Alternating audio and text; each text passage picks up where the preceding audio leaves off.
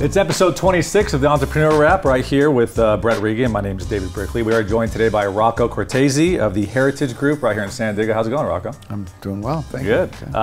So we always ask everybody that joins us on the show to really just give us the elevator pitch, if you will, of your company so everybody understands kind of what you do and how you do it. We are a plain and simple, a commercial real estate investment management firm. We manage and lease office, industrial, and retail properties in San Diego, Los Angeles, and San Francisco. The prime focus is here in San Diego. We'll talk a little bit about this today. Our business is changing quite a bit right now. The nature of our company is changing right now. But what we do is we buy, sell, lease, manage office buildings and properties like this, and industrial properties, shopping centers throughout the state of California. And we work in some other states, but we're primarily focused in San Diego. Very cool. So we're always really interested to understand why people became entrepreneurs and how they are as entrepreneurs. So we want to take it all the way back to really get that fundamental understanding. So can you start describing your upbringing? What was that like, family life? That's a good, interesting. I come from a family of entrepreneurs. I mean, that's probably something that you see a lot in this business. My father and mother are immigrants from Italy. They're first generation Italians and they immigrated to Canada and didn't speak a lick of English and with probably $25 in their pockets and worked hard, and eventually my father started a men's clothing store that became a very prominent clothing store in Calgary, Alberta. It's actually still there. Is he still running it? No, his brother is. My uncle is, and in the sort of the Italian way, he couldn't close it. He sold it to his brother, who probably didn't pay for it. But my dad still works. He's 82 and has a clothing store here in San Diego, and so then after when we moved here from Canada, we owned some real estate. My parents bought a motel, a little liquor store, and convenience store and gas station, and we ran all of that and owned the real estate and then sold it. So I mean, a lot of that obviously would spilled over into my thought processes. But I didn't start out as an entrepreneur. I worked for a lot of years for big companies. Okay. So when you're growing up as a kid, as your early memory, what did you want to do as a kid? I know I wanted to be in the NBA, of course. I know you're a big sports fan, but... Yeah, I didn't want to... I mean, I'm a big sports fan, but I wasn't a big athlete. But I do love sports. I wanted to be a writer, to be honest with you. I didn't have a whole lot of direction. This happens a lot with immigrant families. I think it's something to think about. You don't get a lot of guidance from your parents when they're immigrants and when they grew up, in southern Italy or where they grew up. They're just figuring out how the states work and all that too, right? Yeah, they're just saying get a job, stay out of trouble, go to college, make sure you graduate from college, and then work and then be a productive member of society, and they want you to do better than they did, right? But not necessarily, they don't necessarily direct you. I think my dad would have been happy if I became a tailor after I finished college, which was not going to happen. And that's maybe the only advice he ever sort of gave me career-wise. But in high school, I had a couple of teachers that were mentors, that really, had an impact on me. And one of them was my English teacher. And I thought, well, gosh, if I can be a writer, that would be interesting. Like writing screenplays, writing books. Books. Yeah, I thought I was going to be the next Ernest One of Hemingway. these guys right here. Content is king. Yeah, I thought I was going to be like an Ernest Hemingway. I mean, I was big into those kinds of things, and so I got out of school and I needed to find. I traveled and I went to Europe, and that had a huge impact on me. And when I came back, to be honest with you, the first 5 or 6 years of my career, I was a bit lost. I didn't really know what I wanted to do and why I was doing what I was doing. Ultimately, I had to get a job. So I got a job in real estate. I was sleeping on my brother's couch Yeah. in LA, and I got his roommate said, why don't you come, he was working for Coldwell Banker at the time, which is now CBRE, and said, why don't you come downtown and meet my boss? Maybe property management would be something that you're interested in. So I went down there, and 4 or 5 interviews later, and 3 months later, I got a job. And I worked for 3 or 4 years, and still felt very lost, and still really wanted to be more creative. And I think looking back, I mean, I just wanted to be creative, right? And so I job hopped, a couple times, and then I basically took 2 out of 3 years off and traveled everywhere. I went to all through Asia and all through Europe, a lot of countries in Europe I hadn't been to already, and I came back and took what I called an anti-sabbatical. Worked for Great Western Bank at the time. Worked for a bank for like a year just to make more money so I could go back out and travel again. So did you travel a lot as a kid with your family? No. No, we didn't. And were you anywhere. working in the shop with your dad? What was that experience like? I mean, it seems like to me, most people that have parents that run companies, they're like an employee before they can remember. Was that the case with you? Yeah, very much so. So I would, on Sundays, my dad made us come down to the store. He made us come to the store. We tagged inventory for him. Yeah. We were unboxing shirts and putting suits on racks. And then when we moved to Southern California from Canada, we owned this motel. So I was the landscaper, I was the painter, I was the pool cleaner. Wow. There's certain times when, honestly, when I cleaned motel rooms, when the maid was off or whatever, we all just chipped in. So it's it's actually something I'd forgotten about growing up, but we did a lot of that. I think every business owner, entrepreneur has a different way they finally get there, but usually it's like in you throughout your life. Was there like an entrepreneurial hustle that you had as a kid that you can go back to and remember? Yeah, we sold comic books every summer. Yeah. So we were always trying to figure out a way to make money. And maybe it wasn't as much, I delivered newspapers, right? I delivered flyers. That was the big thing.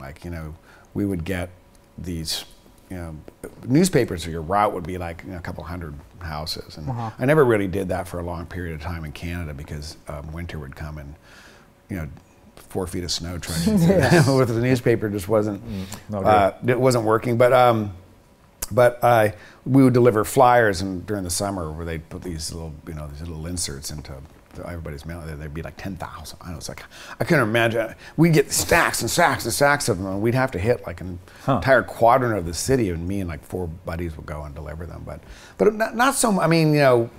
Interestingly, my parents didn't want me to work when we were growing up. They wanted me to work. Didn't want you to work, except for a family business. Yeah.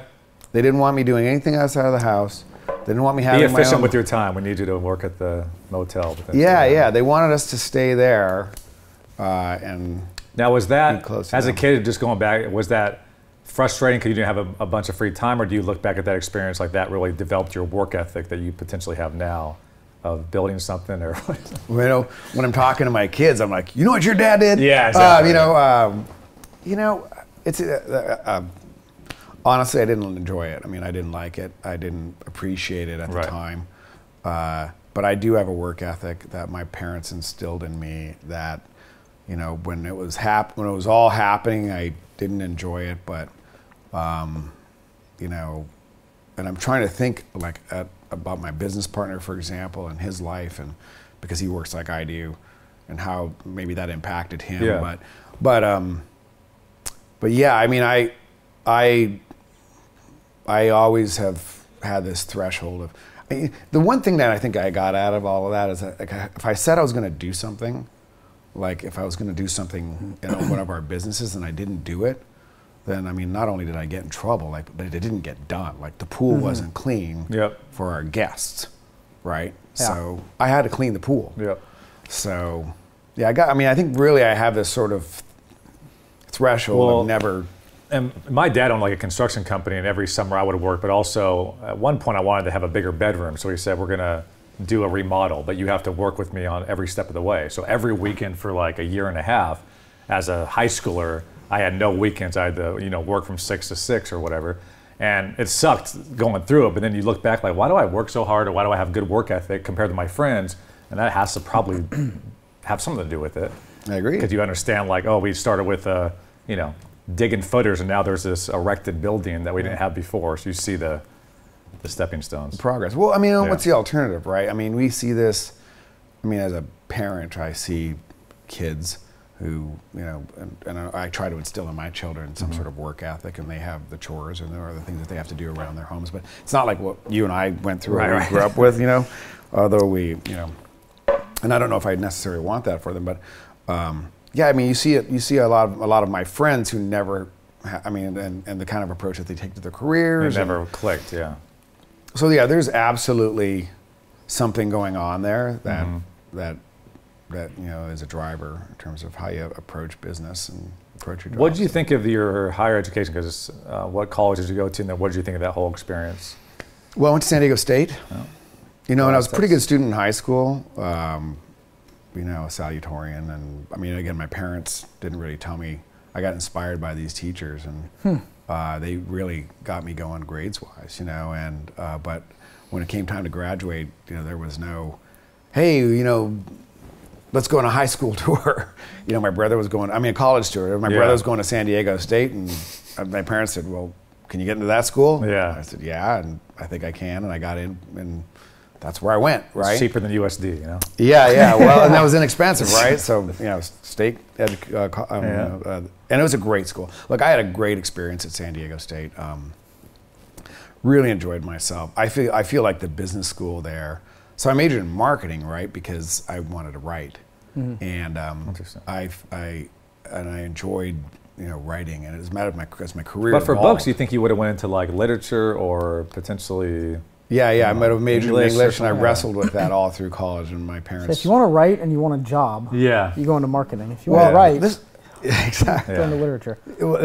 So I thought about changing my degree to English all those years, but I just didn't do it. My parents wanted me to make sure I had.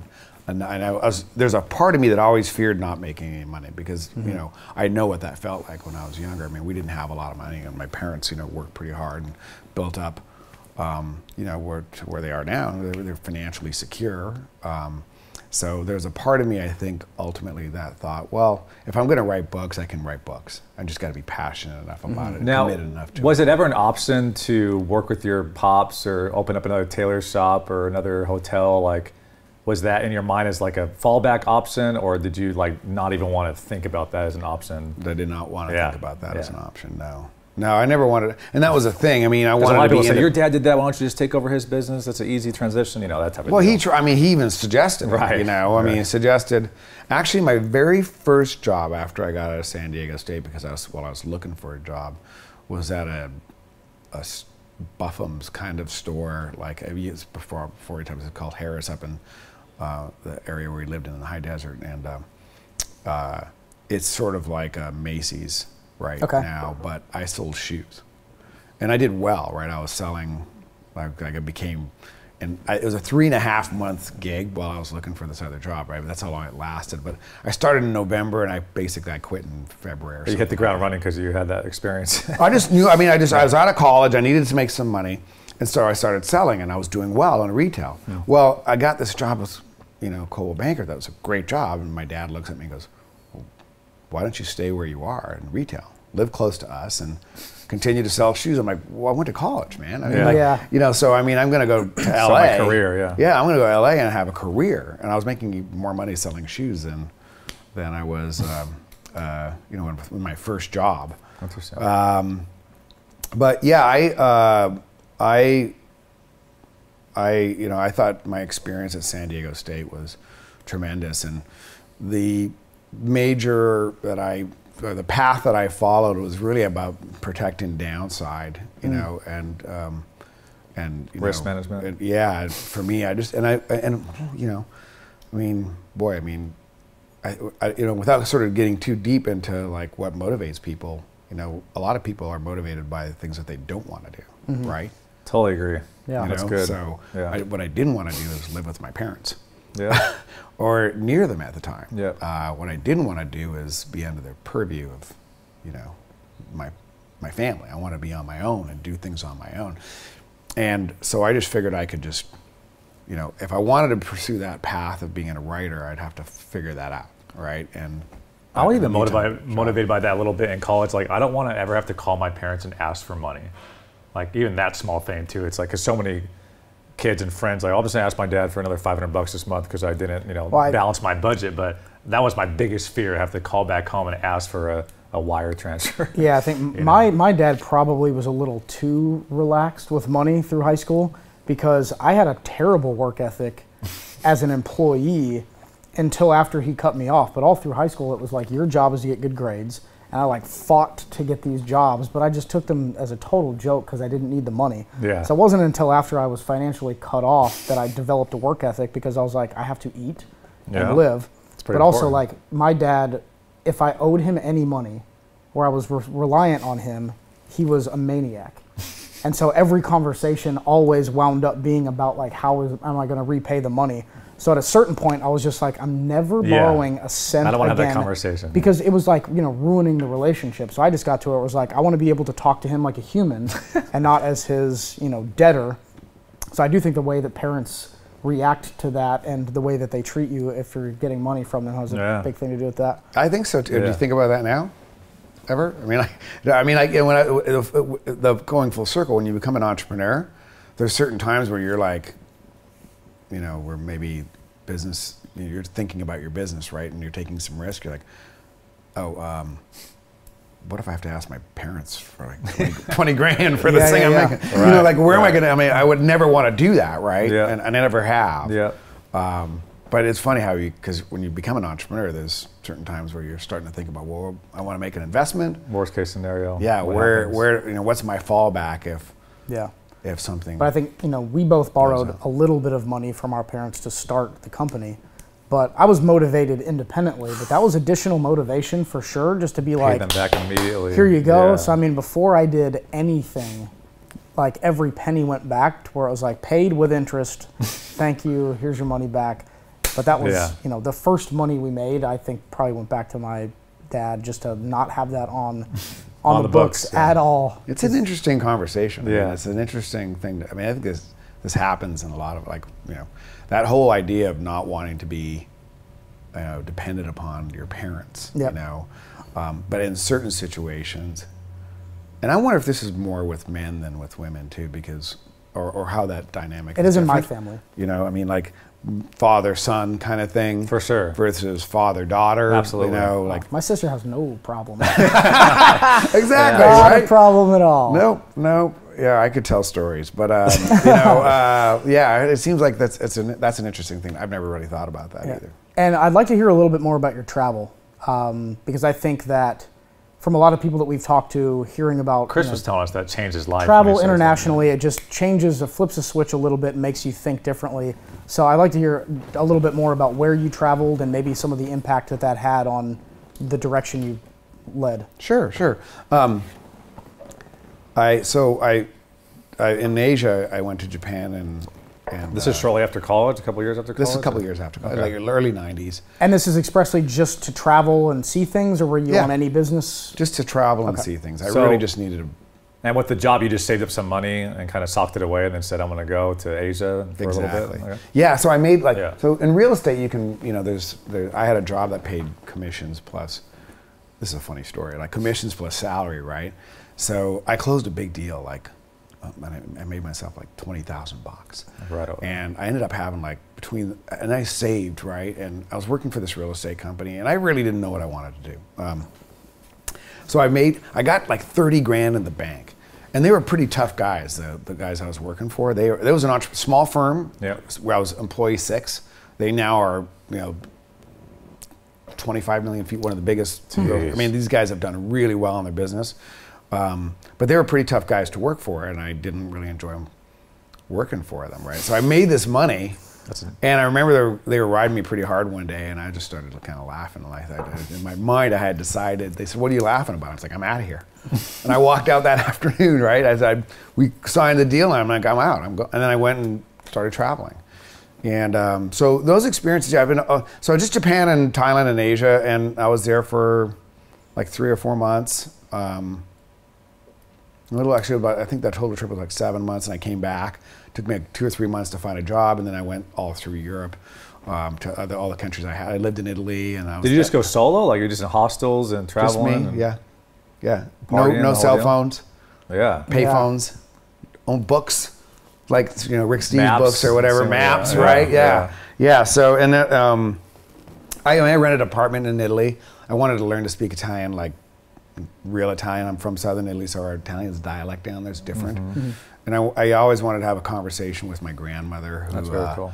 who I'd never really kind of mastered Italian well enough to have a good conversation with her. So that I checked that box as I lived in Florence and I learned to speak Italian. Then I went and spent Christmas and with them in southern Italy with her and my grandfather, and I was able to communicate with her, and that was super cool. That's really cool. But Rich is really apart from where I went, it was great being in Europe, and I had some great experiences there.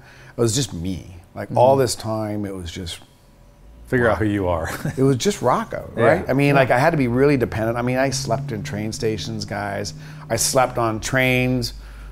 I mean, there's so many times where I didn't have a hotel, and I was just figuring out what I was going to do, and then the last minute I'd find a place or I'd find a hostel or, whatever you now, did. Is that 20, 30 grand, was that able to just like support you through that whole 6 months and all the trains and potentially everything you needed? So the first trip, I spent, probably 10 of it, and I was still being very conservative. I'd settle up my apartment, right? It's amazing how cheaply you can travel if you have low standards and you're by yourself. Yeah, exactly. I mean, you last a long time. Yeah, I didn't really need to stay in nice hotels or anything like that. I mean, they were cheap over there anyway. This time things were different, right? Yeah. I stayed at my hotels, and I stayed in nice hotels in Thailand, and they were like $15, $20 a night. You know what I mean? So I came back, and then, but I had a very rich experience over there, in Asia. I really enjoyed that. I mean, because it's so different from Europe, and I really wanted to get over there and see that and participate.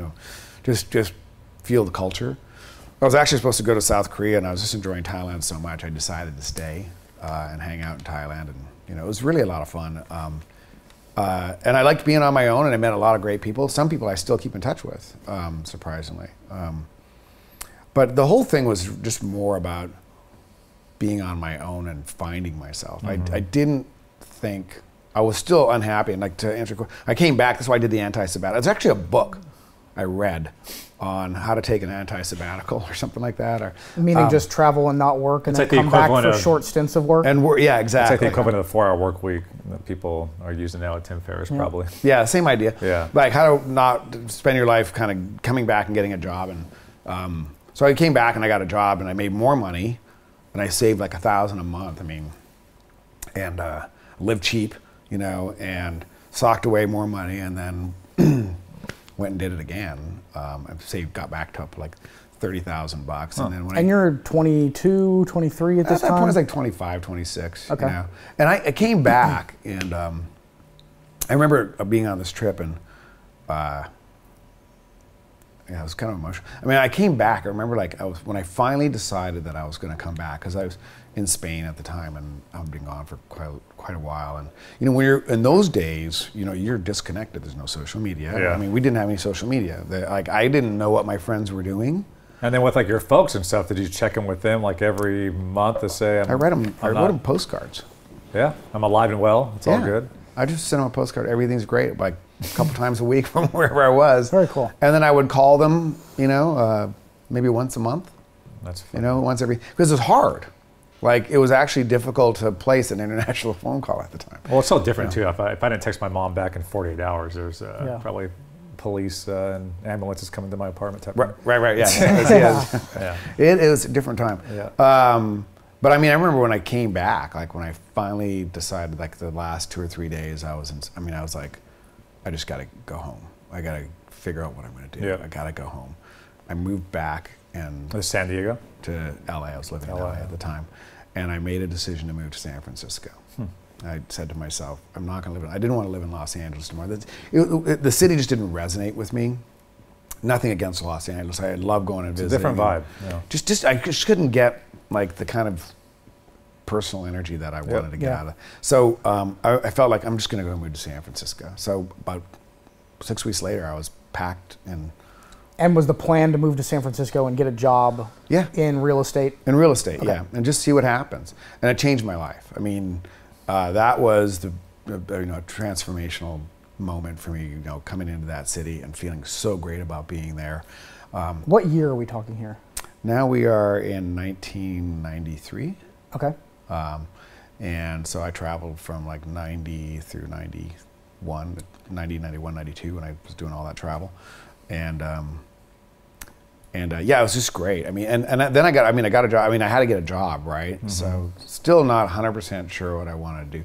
But one thing I learned traveling, which was impactful, was that I needed to have a certain level standard of living. So to have that standard of living, I was going to need to be financially secure. Yep. Mm-hmm. In other words, I needed money. Yeah. Right. Just because you'd scrubbed it for so long and slept on floors, you just wanted a decent place. Yeah. I mean, like wherever it was, I was sleeping on the floor of a train. I remember in Spain because couldn't get comfortable in a chair. So I literally like just laid down in between. There was nobody on the train. It was an overnighter. On the floor, I didn't want to spend money on a car or a bed in a car or whatever. Mm-hmm. I'm not sure why that happened, but I just realized that I'm not sure why I didn't. Maybe there wasn't even a sleeping car or something like that. But I was like, I just threw my backpack down and laid down on. Well, it's interesting hearing people's stories. I think some of the constant themes we hear is travel is always a big change, I think, in an entrepreneur's life. And then another theme we see is, you mentioned the bosses you worked for, you weren't too impressed with, and they were kind of hard on you. And at a certain point, you said, I don't need this anymore. And I think a lot of entrepreneurs, it happened to him and I, but the people we talk to, there's a certain turning point where you're working for somebody, you're working in an organization, you're like, if that dude's doing it, I can do it. Or I don't like the fact that he's, directing what I'm doing. I want to kind of be on my own and blaze my own trail, if you will. So was that the moment, or was there multiple times after that with your new jobs in Frisco potentially that led you to entrepreneur? I had, that's a good question. I mean, I had fun. I was having fun in San Francisco. Like my wife now, my girlfriend at the time, and she moved up there, and we were having a good time. And so what I got out of San Francisco was the culture was great. Like the business culture was very sophisticated and intelligent and forward thinking. Was this before the one bedrooms were $6,000 a month, or? Yes, it was. I had a 93 was still pretty reasonable. Yeah. Oh no, I had this amazing .com. apartment with bay and city views for $1,200 a month with a 2-car garage. Wow. Like we never left that place. Yeah. It was the longest. As a matter of fact, I think it's still probably the longest place. I was there for like 9 years. Wow. Probably the longest place I ever lived. Wow. Well, my wife moved in, and we had roof deck, and it was super fun. We were having so much. I mean, we're just having a lot of fun, obviously, and we got married. It costs you $5 million a year now. Yeah, that apartment was probably, I don't know, $3,500, $4,000 a month or something like that, and for that neighborhood too. It's right there in North Beach, and so I was in a very European, probably the best part of San Francisco, and then so I was having a good time. I finally felt like I was enjoying my career. So I had to really figure out why I was enjoying my career. I also realized I'm not going to be a writer. I just didn't have the passion and the commitment, the willingness to kind of really immerse myself in that. And it was more of a dream than an actual. Were you trying to write every day? Were you trying to potentially start a book like on the off, or you just never got to that point? Never got to that point. When I was traveling, I was keeping, I still have them. I mean, extensive journals, right? I mean, there's stacks of stuff. And I wrote my wife, she was my girlfriend at the time. We were dating, and I was gone, and I wrote her a lot of letters, and she kept them all. And all this. But I was writing a lot, but I didn't really. And maybe I'll still write a book someday. I don't know. It's funny. My father-in-law is a writer. He's written a couple of books, and was a writer for the LA Times. And my wife's a writer. She was a copy director and wrote radio and television ads. And so, and I'm still a pretty good writer. It's a big part of what I do. I write all of our company's materials, right?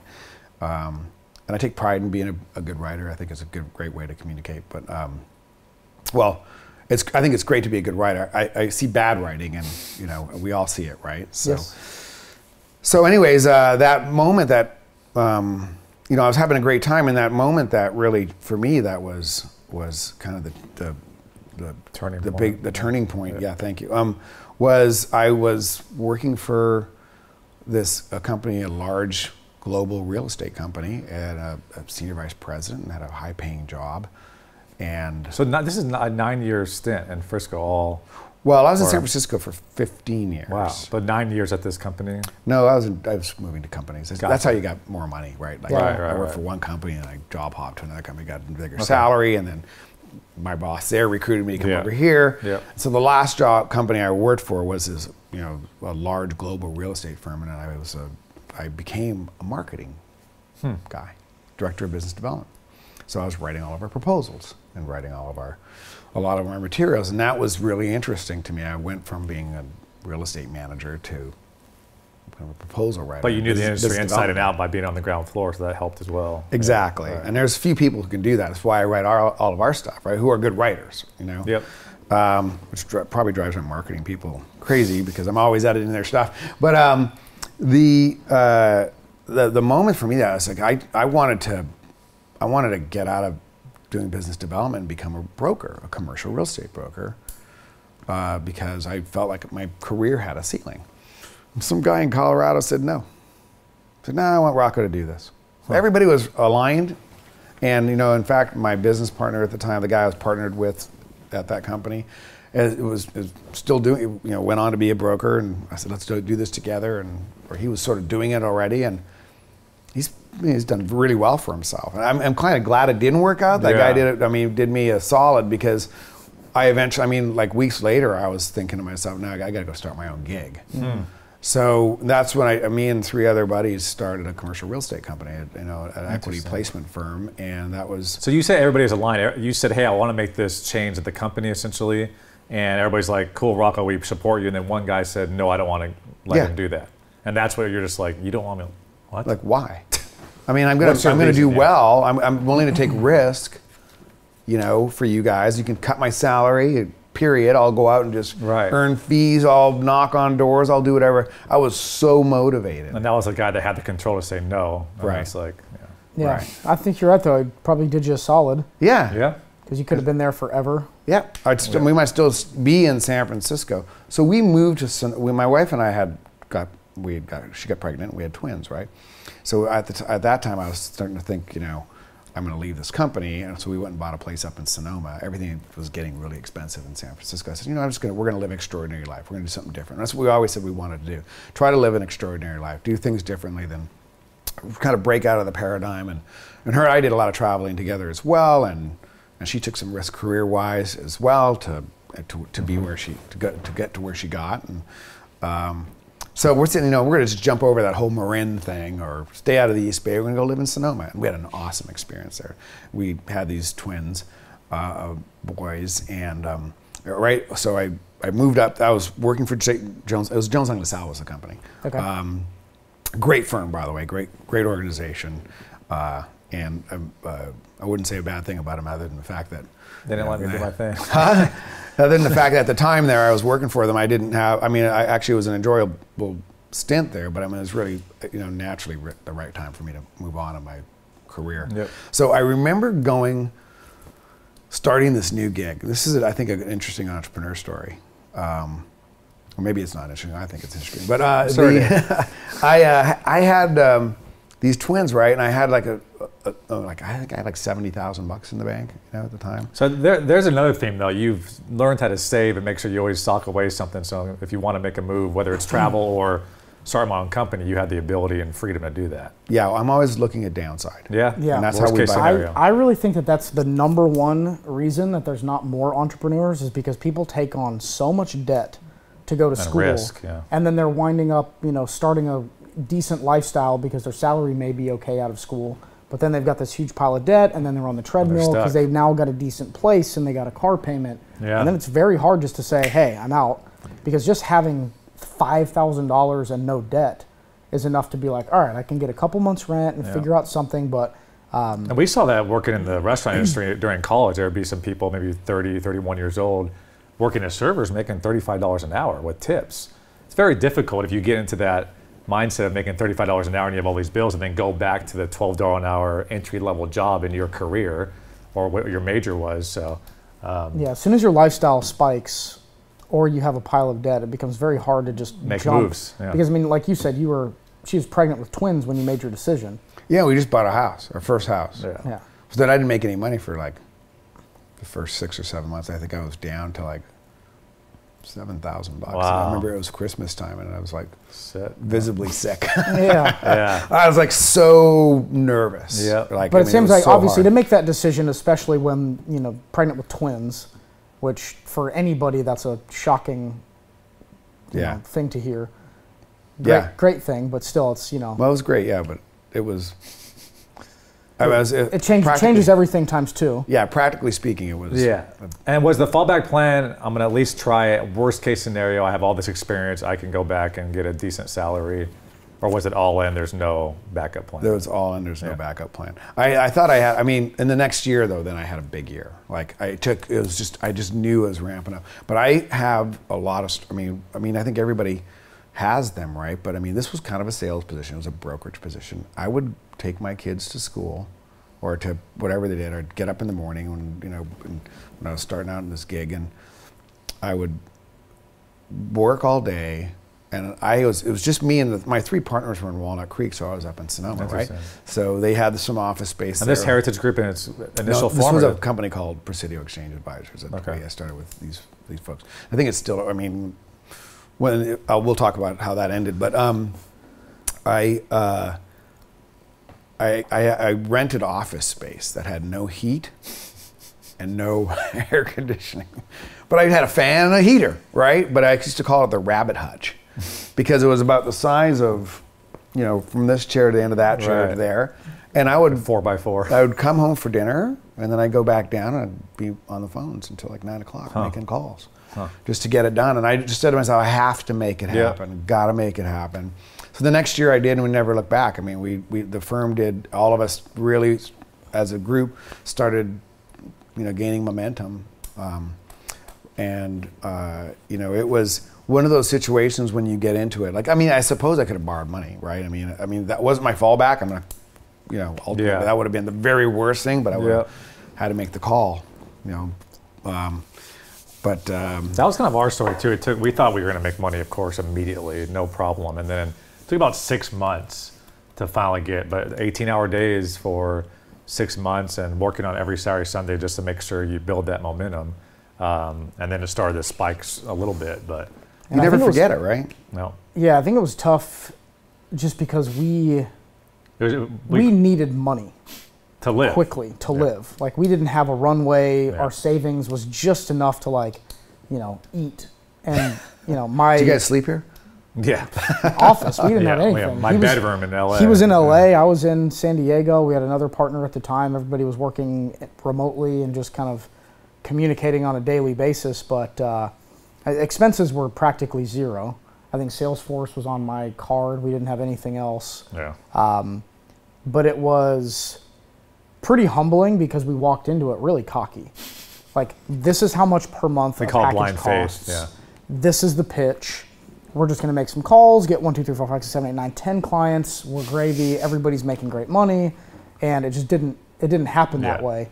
So, you know, to hit that brick wall and then have to just figure out how to make money was tough because we didn't have. I mean, you had a lot more industry experience than I did, but in terms of actually like knowing the price of the deals and all of that stuff, we were kind of learning on the fly. So it does sound like you had, you know, a lot more background to at least have a realistic expectation of what you could be doing. Now, did you take any clients? Did you have any handshake deals with people that when you left, you'd be able to have some money coming in? No. So totally starting from scratch. You know that feeling you have, like part of that guy telling me, no, I can't do what I want to do. Like, I just knew I had to. Yeah. I just knew it was time. No matter what, I am going to have to do this. And I'm going to have to take this step. And I had been talking with these guys about starting this gig, and there was just no going back. So, and then the client focus was small clients versus big clients, and so I had to, you know, recalibrate how I handled. I sort of talked, right, and I learned that over a period of time. But you know, it was meeting with people in their homes, and you know, I wasn't going to have them over to the Rabbit Hutch. You know what I mean? And did a lot of meetings at Starbucks. You know. God bless Starbucks. I mean, yeah. How many businesses have been started at Starbucks? Yeah, it's crazy, right? I mean, you know, I mean, this is sponsor this show, Entrepreneur. Yeah, exactly. Yeah. I still go to have meetings at Starbucks. I mean, you guys probably still have meetings at Starbucks. And I think some of our early clients thought we were probably in a high rise out in LA, like kind of a decent sized agency, but we're making calls on my couch in the living room.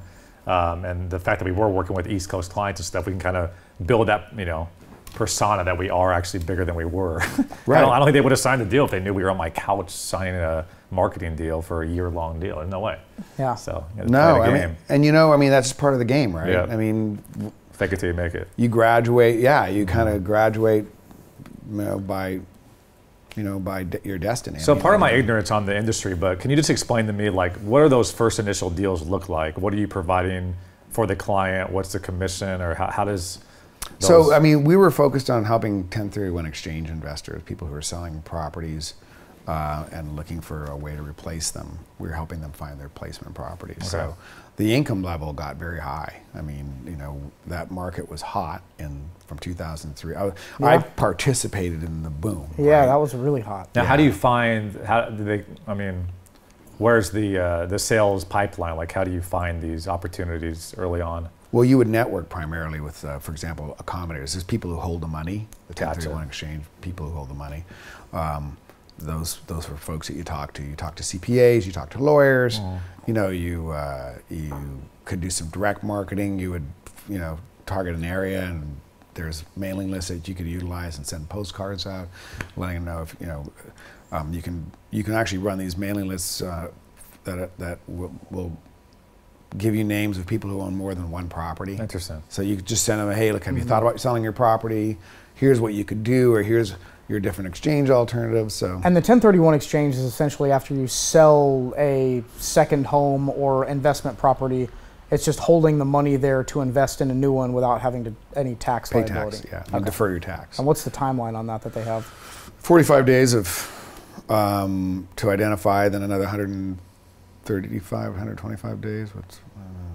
135 days to close. There's a total of 180 days to close. And so it certainly helps that you were in a hot market where people had a ton of equity. Yeah, we were making money. I mean, the firm did well. I mean, really well. I mean, we ended up hiring, you know, staff and then more brokers.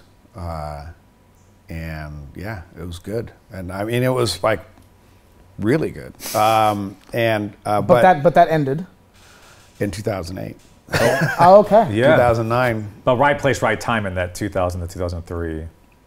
Yeah. Worked out. Well, it worked out. Yeah, it worked out really well. I mean, there was a business. I mean, a lot of people were there was kind of an industry kind of starting to form around helping these people, you know, trade out of buildings and into, you know, your fractional interests in other properties. And what was different from your last job was they were focused more on larger clients. You were going a little smaller. To that private client. Yeah, which really has led to where we are today in our company. You know, as most of our clients are high net worth individuals, almost all of them, and you know the nature of that client is, you know, a great fit for my personality and my partner's personality.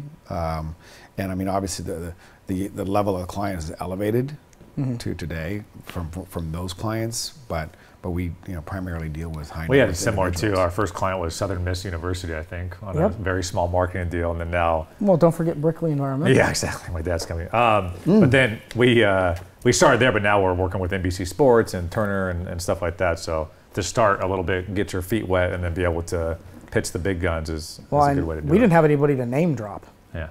We didn't have anybody to say we're working with X, Y, and Z. And in this industry, it's really helpful to be able to say, hey, if you're talking to an NFL team, we're working with this other team. Yeah. It just automatically provides, you know, some sort of credibility to you. But we didn't have any in the beginning stages, so we had to do some free work and kind of, you know, loosely associate ourselves with people that we had done work with in the past.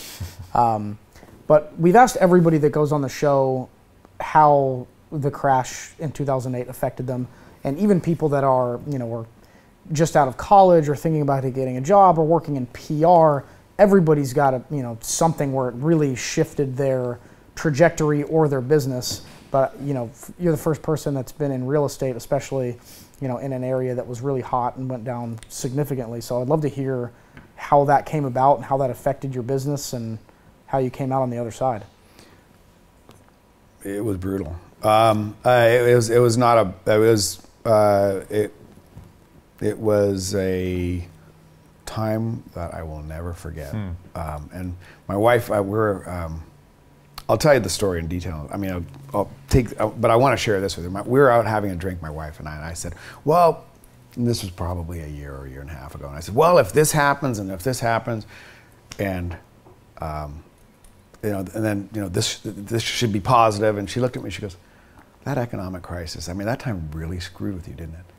And I'm like, yeah, it did. Yeah. Because I always said I could handle a 50% correction in my business. I mean, I was making very good money, right? And I could have made more money, but I wanted to keep it tight and really thoughtful for the clients and make sure we were building this business intelligently. But basically, when my partner called me, one of my partners called me and said, we're going to let Amy go, and Amy was our transaction coordinator, and I said, really? And he said, yeah, Rock. I mean, it's getting bad fast. So I basically suffered a 90% correction in my revenue. Wow. And that was just because no one was selling, because no one had equity anymore, because the values all took a dump, so nobody was doing what you were doing. Yeah, and lenders weren't lending. Owners were sideways. A lot of the investments that our clients made money in were that we put them into were having challenges. So, and I wasn't going to walk away from a single one of them, and I haven't to this day. I mean, that's not a pitch, guys. I mean, to the investor, I mean, I am. I'm still very close to a lot of them, and most of their deals have worked out fine. Some didn't, and that was painful. But I was going through it right with them. Fortunately, I saved a lot of money. Yeah, I put a bunch of cash aside, and so we were able to weather the storm. But all that money I had saved, I thought was my kids' college fund. So, and this was actually in cash. Cash, yeah. Really? Yeah. I had just cash sitting aside. So why did you, and is that just because you have a low risk tolerance? Because at the time, anybody would have looked at a pile of cash in 2005, 6, 7 and thought you were insane for having cash sit. I bought some deals. I bought a couple of investments that I made some smaller investments, but it wasn't 7 figures of cash, but it was enough to get us through the economic crisis. I didn't really see it coming. I thought to myself, we're in a cycle here. Something's going to happen. I was a pretty experienced real estate guy, so something's going to happen. I didn't see this happening. I didn't see Lehman Brothers going away. Yeah. And I tell people that we were really on the edge there. This country was, our economy was about this far from, a complete meltdown. And it was a meltdown. But that's what I say about whatever you think about Bush or Obama or whatever, the government. I do feel like we could have been in Great Depression very easily if a few things didn't work out. Yeah. With those bailouts and all that stuff. It's basically blank checks telling everybody we're not going to let anything fail, and then if you've got that basically put by the government, anybody that had cash was like, all right. Yeah. They said they're not going to let it go any further than this, so it's a guaranteed win. Yeah. Did you see that movie, Too Big to Fail? Saw The Big Short. There's a Too Big to Fail. There's a scene where all the banks are in a room, and the guy, the guy who was running Wells Fargo Bank at the time says, "Was it Stumpf?" I'm not sure if it was Stumpf. Okay. But he says, "Why do you guys?" He's only West Coast Bank. All the East Coast banks are in this room, and the government's saying you're going to take this money. And then he said, "Well, I don't need the money. My bank's healthy." And a guy looks over and says, "Sir, if you don't take this money on Monday, you won't have a bank." Yep. And Wells Fargo was the only one that made it out, right? Well, Wells Fargo had to take the money. Right. They were trying to say, look, we're solvent, we're fine, we didn't make these bad bets. But the problem was then, by comparison, all the other banks would have basically been considered failed at that point. So they forced all of the major banks to take money, so it looked like everybody took money. Because B of A, I don't know if they would have survived. It was like Wells is fine and Bank of America is not. Everybody would have moved. Bank of America had to take a bailout, so people would have just moved to Wells. Well, and I think the whole banking system was going to collapse. Is going to? Was going to at the time. That's what they're basically saying here. And I'll never forget. I remember that line, and I was thinking, wow. We were really on the edge. And look, Lehman, poof. That's crazy. Right? You know, this is an 80-year-old company. I mean, Bear Stearns, poof. Unbelievable. You know, so it was, and then my company at the time, poof. I mean, we were like, I said to my partners, I said, once we were letting Amy go, I said, well, what do you guys want to do? And they said, well, you know, let's get together and talk. How quickly does this happen too? Is it like 6 months? A 6 month, everything's going great, and then 6 months later, it's total bottom. So just slow stop. Yep. I remember I had a pretty good first half in 2008, and then really didn't make any money for about a year and a half. And I said to the guys, I said, look, you know, they ultimately decided that they wanted to flip houses. I was sort of figuring out what I was going to do next. I was in San Diego, and I said, you know, just take the brand, it's yours. You know, you guys are good guys. So no buyout. No buyout. I mean, we didn't really have a whole lot of equity there anyways, right? We're a transaction-based company. So I said, it's yours, have it. I got to figure out what I'm going to do next. And what I knew I didn't want to do, I mean, as I said, I had money aside. But I didn't want to spend it on living, you know, but I had to. Yeah. Of course, and by the way, like every the one thing I did do is buy a expensive house. So you own that? Yeah, so I come down to San Diego. I mean, you know, I didn't realize that things were that close to being, so, I mean, of course I went out and bought an expensive house, right? But I put a lot of money down on it, so I didn't lose my equity, and I eventually got out of it fine, but was even able to refinance a couple of times during the crisis because I had so much equity. Mm-hmm. I don't want to get too far off track, but I know there's a lot of articles going around right now, and they said the market, you know, always overcorrects itself every 8 or 9 years, and that we're due for another crash. So for what you're doing right now, is that something that it seems like it's always in the back of your mind, but what do you think about the current 2017 state and where we are in a couple of years? Because I see that every day. I think of we're due for another crash. Yeah, I mean, what's different this time is the lenders are a lot more conservative. So you know, they're not just throwing money out at deals. They're requiring buyers to have a lot more equity in the deals. They're the underwriting, the financial underwriting of the buyers as well as the deals is a lot more stringent. So 2008 kind of checked everybody to. What you have to go through now to get a home is way different. The compliance requirements at the lenders has changed everything to where now, like, you know, my dad, who had a pile of cash and had retired but wasn't taking Social Security, couldn't get a loan from Wells Fargo just because he wasn't showing income, even though, like, he could have bought the house cash. And those are the type of things where beforehand people were literally saying, like, you could get a homeless person off the street, 0% down, sign, and they'd get a $500,000 house in Vegas. So I think the compliance has changed a lot, but it seems to me that now there's not just these fake cities that are growing solely based on real estate value, which was happening outside of Vegas. There wasn't enough economy there to support the people to live in the homes. So I do think those areas have dried up quite a bit. But I bought a house at 2007 level this last year, and it's gone up from there. So San Diego is up past the high water mark from 2007. So I'm always thinking, like, you know, if this does happen again, I'm probably going to get picked off because I bought at the peak of the market when everyone said it was insane, but it's still going up. So, well, it depends on the structure that how you buy your house. I mean, if you buy your house with 10% down, then you have risk, right? I mean, that's part of the deal. I mean, that's how you get underwater fast. And that's what happened in the last crisis. You know, they did overbuild, but most of that inventory has been consumed now. And the whole, like, for example, my old partners decided they wanted to flip houses, and I said, I'm not a house flipper. I mean, I'm a commercial real estate guy. So, and so you guys go do that, and I got to figure out something different. But I don't. I don't know. I mean, because there's so many different things that can happen. I mean, we've got a guy who's, you know, the raging tweeter back in Washington that can, you know, I mean, I'm not political at all. As a matter of fact, you know, the great thing about this presidency is I don't watch the news anymore. Yeah. You know, and so I'm more focused. I just focused on my business and focusing.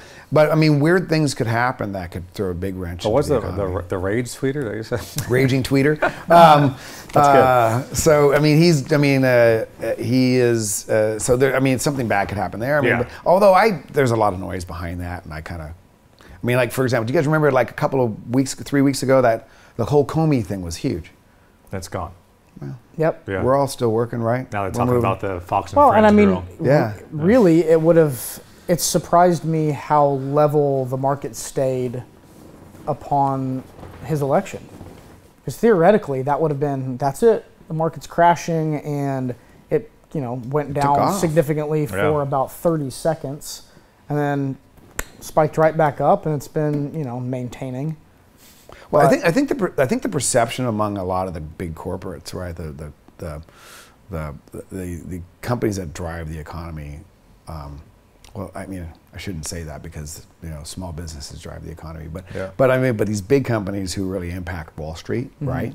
I think that they felt like this new government's going to really work on the economy, because in the last 8 years you had a less of an economic forecast. I mean, not focus in the presidency, and more of a social focus in the presidency. Yep. All good, right? Yep.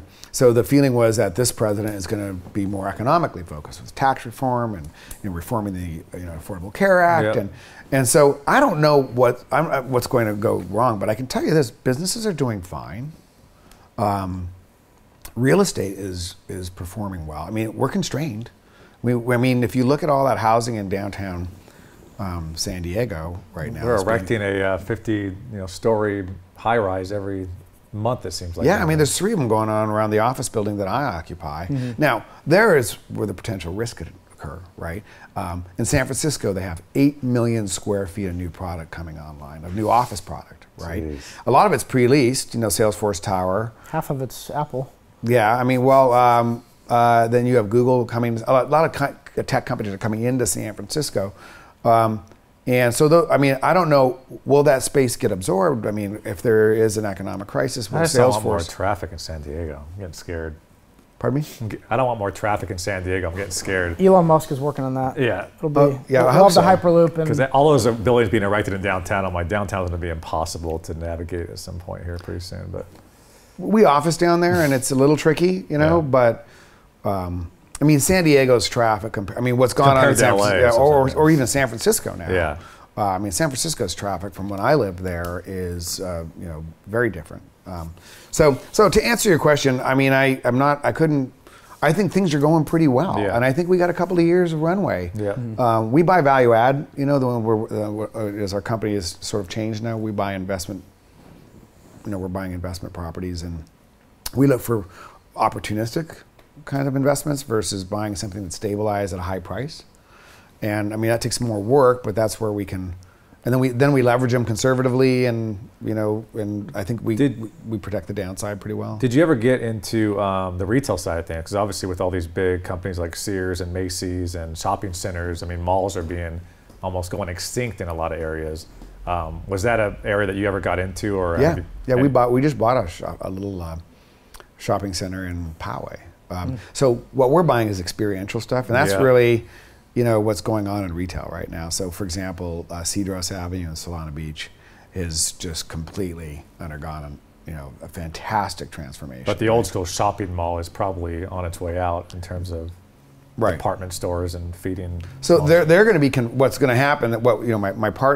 My business partner's grandfather was a big time developer in San Diego and regionally, and built a number of these malls here, and so he kind of keeps a good focus on he keeps his finger on the pulse of what's going on in that in that sector of the market. And his opinion is that they're going to turn into live, work, play. I mean, you're going to see a vacant Macy's building get converted into an office or an apartment deal, and retail right there with a lot of that experiential retail right there, which makes sense, right? Yeah. There's parking.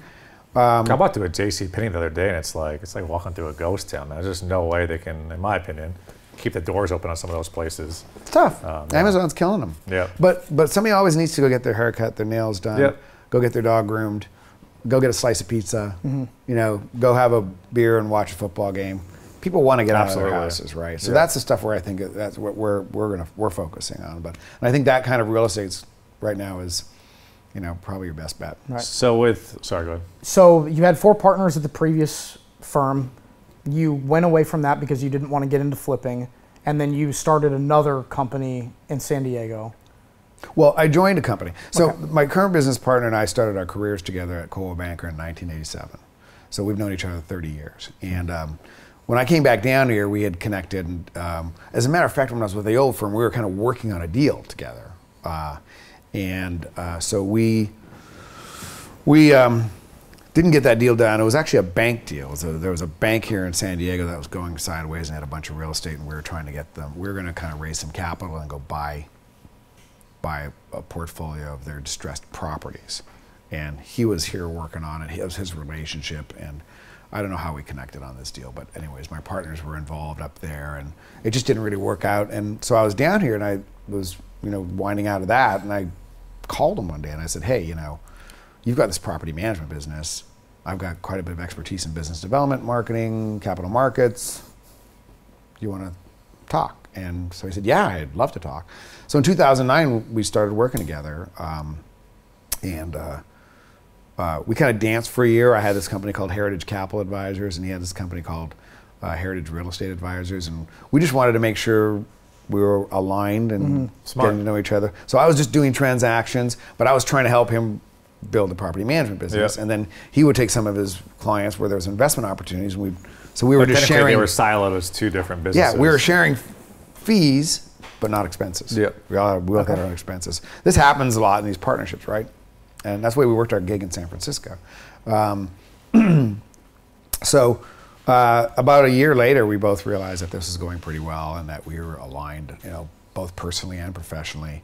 And so we started the Heritage Group of Companies, and that was an LLC, and that eventually transformed into a corporation in 2015. That was called the Heritage Group, Inc., as we kind of further embedded together. But the reason I wanted to be involved with him is because I didn't want to just do transactions anymore. Because frankly, all I was doing is I was really just a broker, being, authentic. I had a brokerage business, and I owned partnership in a brokerage business, and we shared expenses, and then we had some people that we were mentoring. As a matter of fact, we were hiring some brokers, and at that old firm, one of the brokers that I hired still works for us in San Francisco, and leads our little office up there that we have. We have 2 people up there. And so he stayed with me and has been, he's a great friend, and it was really good to have him involved with our company for all these years. But very cool. Anyway, so I just wanted to be, I wanted to not be a broker. I wanted to be part of a real company, build a real company, and I wanted revenue, regular revenue. Yep. So I'm pleased to say today that I actually earn a salary out of the company. So rather than just so we built up so the focus was building on the property management business and the investment management business and creating regular revenue streams versus just doing transactions. So yeah, let's get into the current business model, and how many employees do you guys have? So right now we have 17. We're currently hiring for another position. Okay. That was somebody that transitioned out about a month ago, but so we have a total of 17, and 14 were here in San Diego, 1 in LA, and 2 in San Francisco. What's the favorite part of the current business that you're in? My favorite part? Yeah. That's a good question. The energy I have every morning walking in, I really like it. I like running the company. I love the strategy. I love the watching us grow. I love, seeing us setting objectives and then meeting them. Yeah. I hate it when we don't meet them. But yeah, I like this. And I think that goes back to when I was talking about being creative and wanting to write. Really, where I found myself in my career was allowing to be when I got to myself to the point where I could be strategic and use my mind versus just being tactical. Yeah. Mm-hmm. I don't know if that's big for you guys, but. We talked about that a lot, just like we need to find more time to work on the business, not in the business. And then every time we had an hour or two to do a whiteboard session, just kind of brainstorming, it led to so many great things, where we have to do more of that, more so than writing emails, or more so than back in the day designing or whatever it may be. That was just so instrumental to our success too. Yeah. Do you guys have a lot of email? Yes. Too much. Too much. Yeah. Yeah. It becomes. So how many times do you have a day where you just basically you come in and you finish your day and like all I did was return email? a lot of days. Well, and I've read a lot about people like you should check your email at 11 a.m., take a break, and check it at 2. There's no reason, but every time my phone dings, I look at it within. They say the average business email is looked at after 6 seconds, and I haven't been able to break out of that habit of. That's an interesting stat. Yeah. I haven't been able to break out of like I see an email, open it, I have to read it, and then it occupies my brain there for a couple minutes until I understand if I need to reply to it immediately or, which is not. I don't think is the best way to do it. Yeah. No, I'm really trying hard to turn my email off for about 2.5 hours in the morning, about 2.5 hours. So I get 5 hours of no email time. Well, then I think you also build this precedent with our clients anyway. If you reply back to an email within 3 minutes every time, well then God forbid if you take 30 minutes, they think something's wrong or I didn't hear back from you. Like, so it builds a bad precedent, even though you're just trying to provide white glove customer service or what have you. So. Yeah, but okay, so you've talked about your favorite part of the business. What is your least favorite part about your current business? Least favorite part about my current business has gotta be, I hate it when we, just when we don't win. Like, there's, for example, we started a real estate investment fund, or we're raising capital. We're doing pretty well, but not as well as I want to, so far. And I'm not having the time to focus on it because I still have other stuff to do. So, I mean, maybe that's probably one of the least favorite things for me as well, is that being distracted from what I really want to do or need to be doing for the company. That is probably the single most frustrating part, because you get pulled into other stuff. And, it's really hard to disassociate yourself with that stuff. And it happens to both myself and my partner. And then I think the other thing is that really the hardest time I have with, I become very frustrated with in situations where somebody doesn't work out that we've hired. We let somebody go earlier this year, and do you still take it personal with this change in the game? Not personal. No, I know, not at all. I mean, but in fact, I think about it from a business perspective that we made a mistake bringing the person in. Yeah. It's our bad, and then we don't get rid of them fast enough. Yep. Yeah. It's happened twice in the last 12 months with us. Yeah. You guys bump into that? Absolutely. All the time. So, I mean, that to me is what probably bothers me most about it. But since we're on the topic of employees, what is the ideal candidate? What are some traits that you're looking for when you're hiring people? Or is there like a couple studs at your company that you say, like, that's what we want them to embody when we get new people? We recently addressed that in a more comprehensive way internally. So we have a set of core values in our company. I was just gonna, I don't want to interrupt you, but you and I met over breakfast about 2 months ago, and you sent me some material, which I really appreciate, because we ended up doing it internally. Yep. You'll see photos and stickers on our door of what our core values are. Oh, did you really? Yes, everybody, I'll have to show you before you leave, but great. That's how we judge everybody now, because we know this is what we want at everybody. I'm sure the staff loves the new ranking system, but I mean, I think it's super important. But really important, and that's it. So we start with so as we evaluate people now, and this is really more so in the last 6 months. I mean, if you said, how did I do it? How did we do it before? It was sort of interview. There's sort of typical interview, your standard questions. Do they feel right? Checking their references. But the standards are kind of all in your head. It's not really like put down on, here's what I believe in. Exactly. Right. So we basically have set up a number of questions that surround our core values, and so that's the primary way that we evaluate folks, potential hires. Is what are their values? Are they aligned with our company's core values? But then again, through all of that process, I mean, do you ever really feel 100% confident in the hires that you're making? You never know. You don't know for sure. No. Right. And I wish I could get better at that. Yeah. I wish there was a better way for us to. We don't make them take tests. We have them do a DISC assessment after they join the firm. Yeah. We started doing recently, which I think it's really helped, is for specific positions, paid working interviews. So if we're hiring a social media coordinator, I want to give you a fake brand, and you build a content calendar of what you would do with this brand and why. And what time you would post and what different platforms you would post to. So at least you kind of understand how their brain works. And that's been very helpful, because I think our third favorite candidate in a sit-down interview ended up getting the job because her paid interview was so amazing that we're like, really? we have to hire her. She's incredible. Well, and it's easy. We do a lot of creative here, so it's very easy to look at somebody who's a designer, look at their portfolio, look at what they've done, all their work. And then it's pretty easy to see, like, well, their work is great. Are they a cultural fit? And if they're two together, then those decisions are easy. But when it's something that's maybe a little more management focused, it's like a, first date. You never know. You do a phone interview, you do one sit-down interview, but you don't really know enough about the person. Until they get in the business. Yeah, and both sides are trying to make things look attractive as possible. So in some of those senior roles, you just have to roll the dice and hope it works. But I think in the same position, it's really hard. We hear it all the time, hire slow, fire fast. But you don't want to fire somebody that you've brought in because you took all that time. And then who's to say that the next person up is going to be any different or any better? So those are really challenging, because you don't want to affect anybody's life negatively, but you also can't just keep somebody around for this, just because you feel bad about something, because that's not healthy for the business. No. So those are challenging decisions.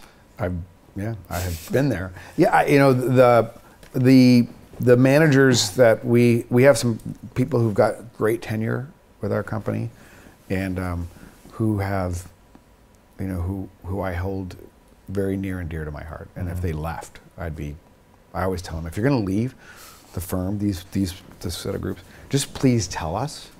We'll work with you to help you exit, because I still want to be friends with you afterwards.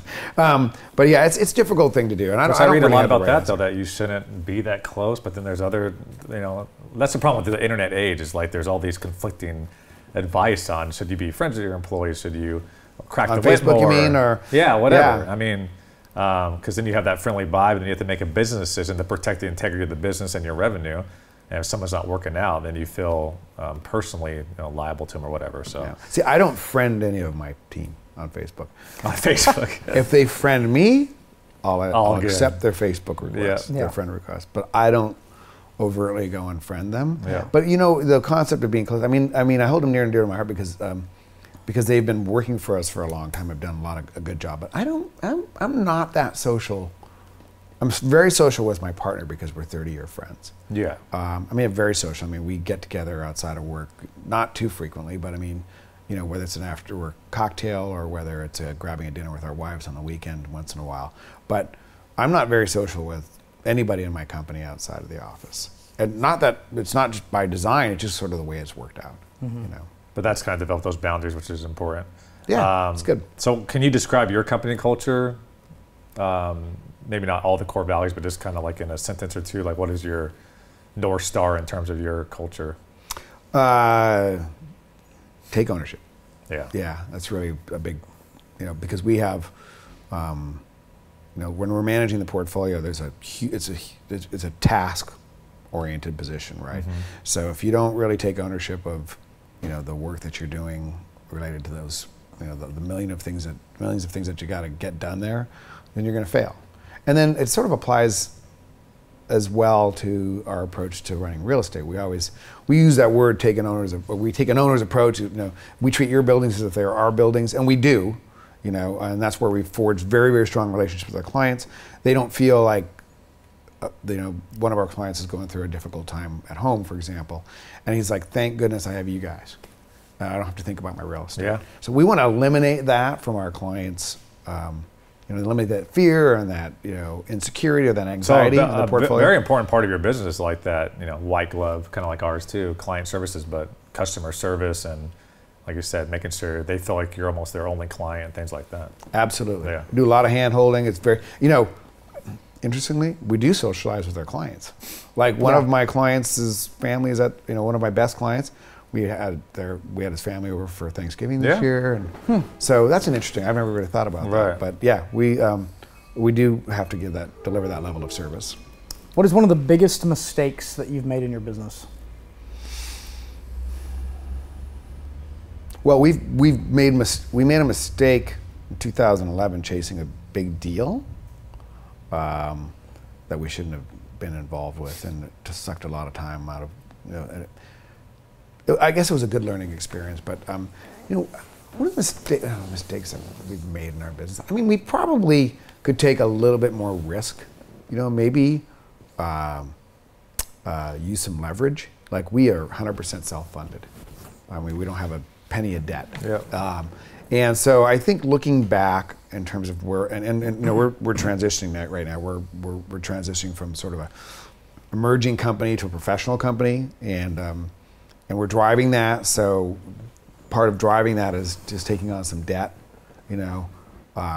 So maybe I could have taken more risk, or we could have taken more risk. Yeah, we feel the same way. Like we have these kind of moonshot ideas, and it's very difficult to assess kind of the R&D part of our company too, where it's like, should we just go all in on this idea and put 50 grand behind it and go crazy?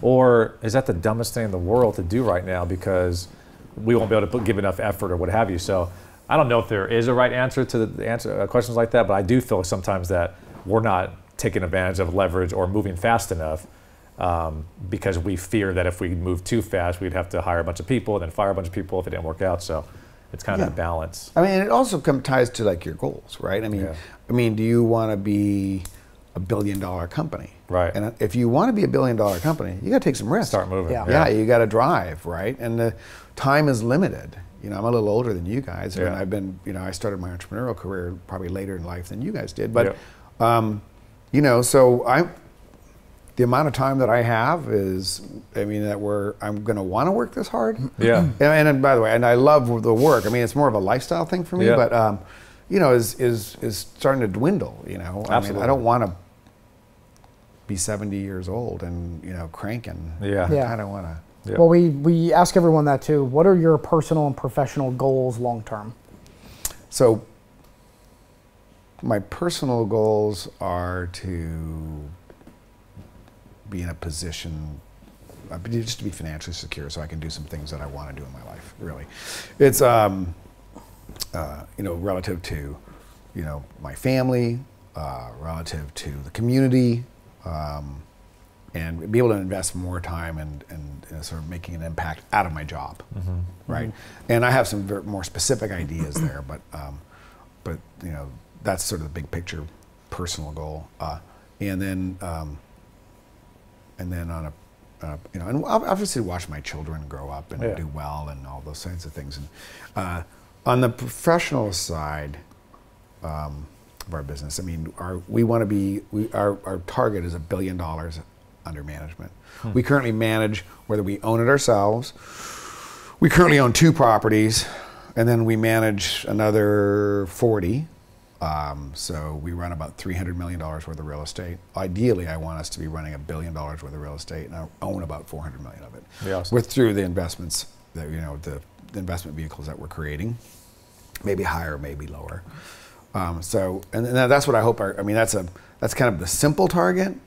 But what I want, you know, our company to look like is, you know, like the preeminent, you know, California-based regional real estate investment management firm. One of the things I struggle with is, you know, how much time to focus on LA and San Francisco. We have a presence there, and we have properties there and relationships there. Whether you should scale up and, like you said, go all in or just keep on. I mean, we're going big here. Like, so for example, great ways for us to grow. Well, starting the fund is tremendous, and we can start going out and buying properties. So, you know, the first 2 we have in our fund are here in San Diego because we're here, right? So that's naturally going to happen. We're looking in Los Angeles, we're looking in San Francisco, but it's just, you know, going to be easier to find stuff in San Diego to buy. And then this market is simmering. I think there's a lot of opportunity in San Diego. I mean, San Francisco is baked. I mean, you know, there's, but what we could do is we could buy a company. We could merge with a company. Right? But, you know, that's tricky for us too, because I don't want to, you know, dilute the culture. And we've spent a lot of time building this. So, so getting that billion in AUM is really just that's the target. That's good. Yeah. You know, we have a revenue model around that. We'll do some rapid fire questions to wrap it up, but best piece of advice you've ever received, if you got one. Don't ever put anything in writing that you're not willing to live with every single day for the rest of your life. Amen. Yeah. Yeah. So, I mean, and I tell our young people that all the time. I mean, like, pick up the phone. If it's a situation that's a little bit heated or where there's some ambiguity, pick up the phone and make a phone call.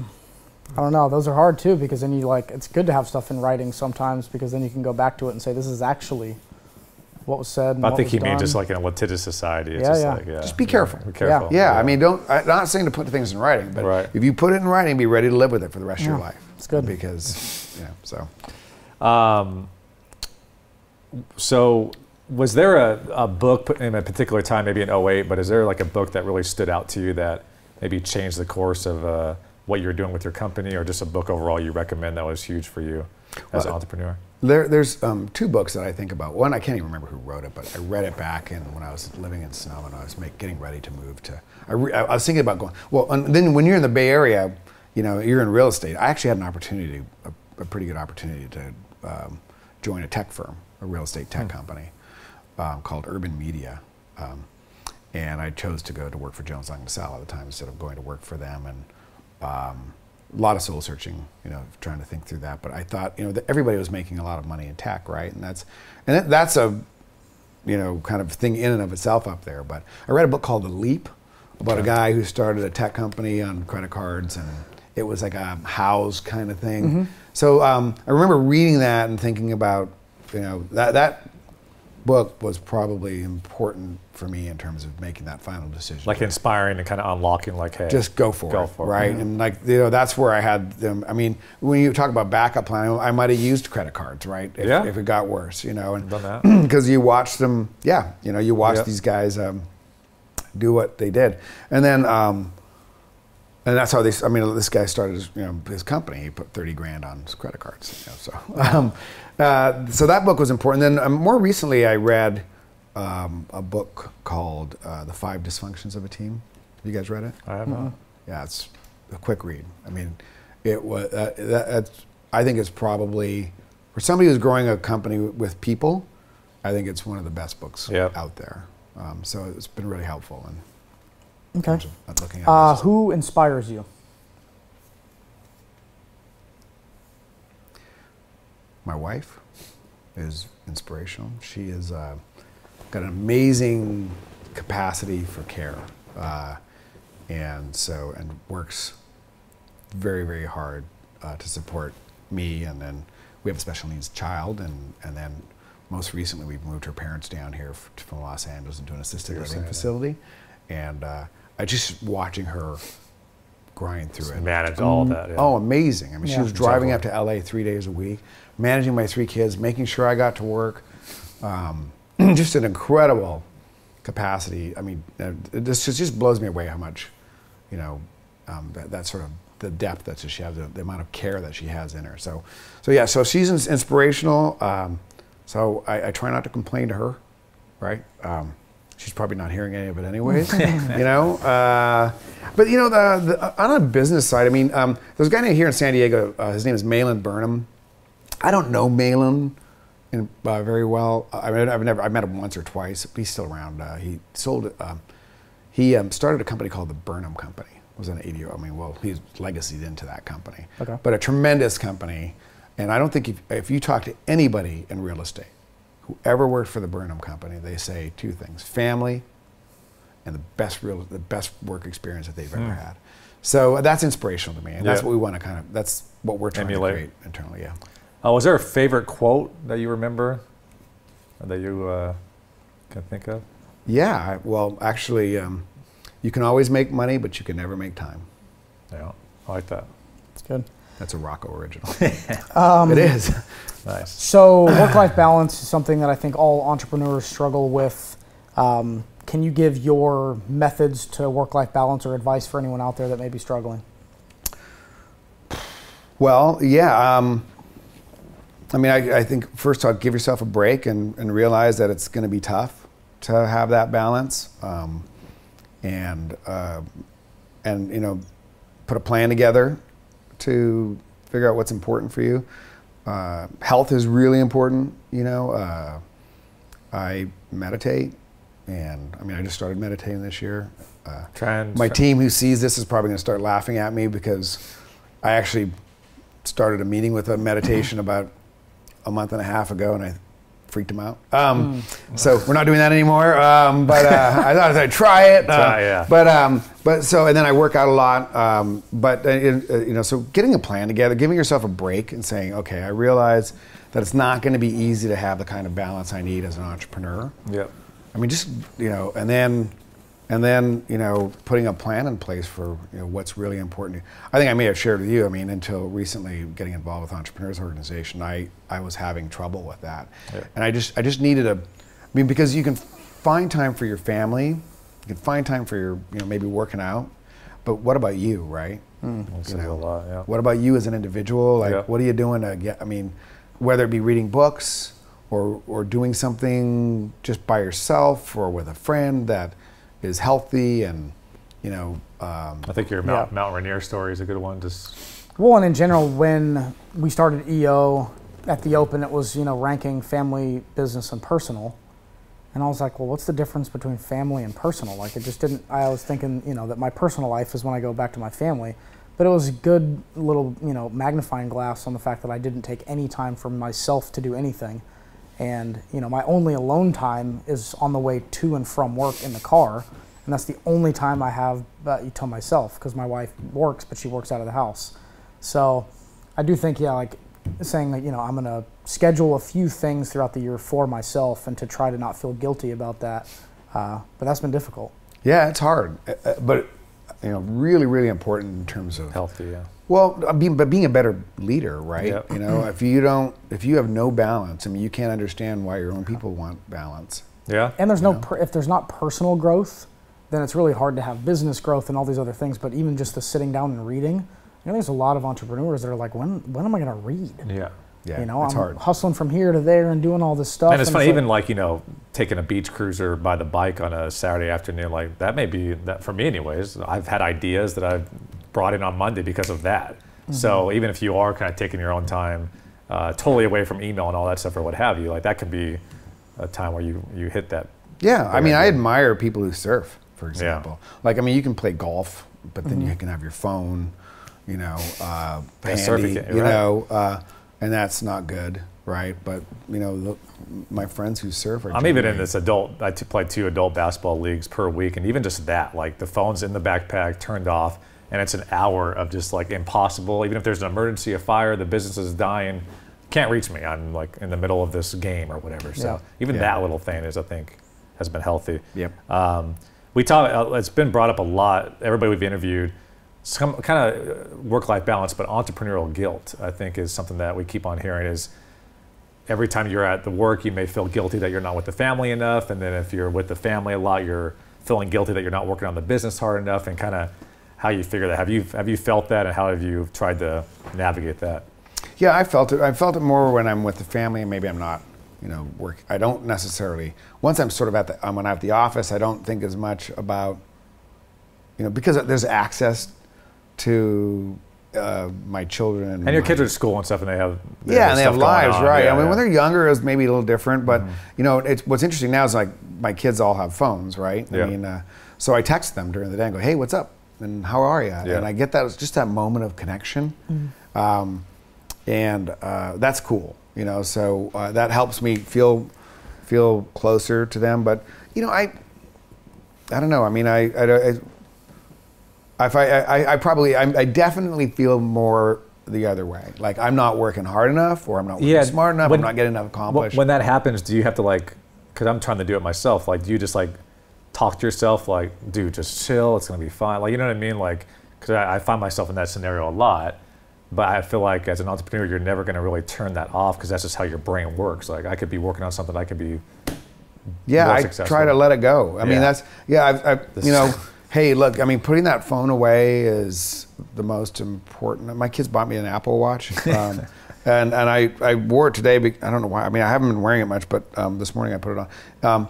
And I, you know, thank you, kids. But you know, it's nice Father's Day gift. But like you're getting text ding ding ding ding ding. So I've turned all that off.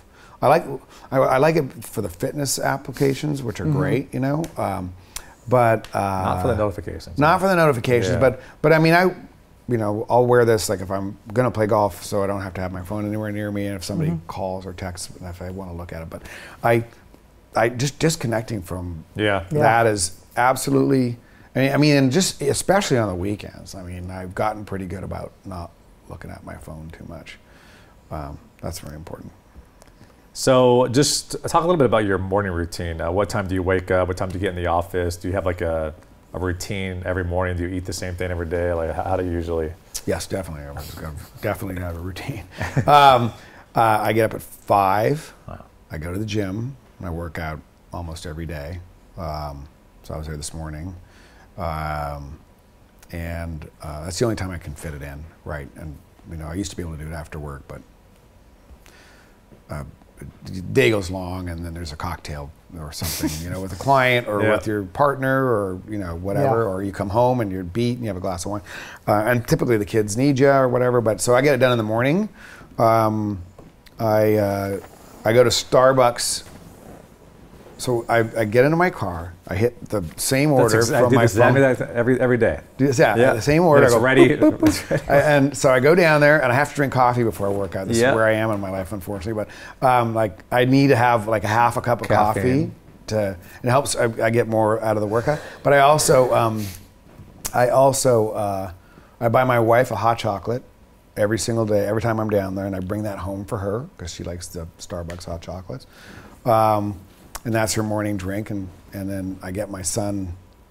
My oldest son wants a chocolate croissant. But I have this one little 3 things I go. I get them, bring them home, and then I usually eat a breakfast bar, and that's pretty much it, and a banana. Yeah. But pretty light for breakfast, some protein to keep me going through the morning, which I've learned is really important. I'm sorry if you ever forget that or it doesn't happen. Your wife and son are like, "Where is my chocolate croissant?" Yeah, where's my croissant? Well, they know. I mean, but generally, it's nice. I mean, my wife really appreciates it. She's like, I was at a Marshall Goldsmith's thing, and he said, text your wife right now or your spouses and tell them you love them and what could you do to really, make them happier or something like that, whatever. And she just would keep those hot chocolates coming. So we'll end with this. What you were inspired by that book, obviously the Leap book you talked about. And I think people can definitely be inspired by this talk so far. So any lasting advice for entrepreneurs that want to take that leap, or maybe they're in those first few months and they're getting frustrated, and what would be your guidance? Well, my guidance would be, I've been an entrepreneur for so long now, it's sort of hard to think back to those initial times, but avoid. I think the number one thing I could tell somebody is avoid the shiny metal object. I mean, you guys may have heard this before, but when you're an entrepreneur, you wake up in the morning and you've got this wide open canvas and you can do anything. Yeah. Right? I mean, I'm in commercial real estate. I'm going to go start a debt fund, or I'm going to go flip,